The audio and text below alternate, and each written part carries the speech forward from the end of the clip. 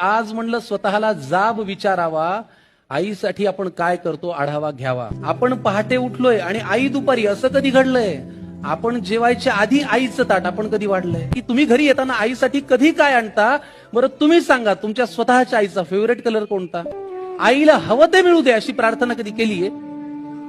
आई करते, आपण नाही करत. देवा आईला हवं ते मिळू दे अशी प्रार्थना कधी केलीये? पाहिलं का आई शेवटची कधी ऑनलाईन आलीये?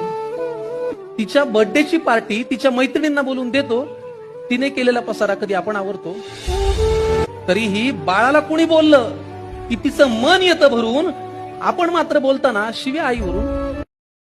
लक्षात ठेवून बाळासाठी ती सतत हात पसरते, पण स्वतःची मात्र दुपारची बीपीची गोळी विसरते. आईची आई होऊन बाळांनो कधीतरी वागा न, तिचा खडबडीत हात हातात घेऊन एकदा बघा न.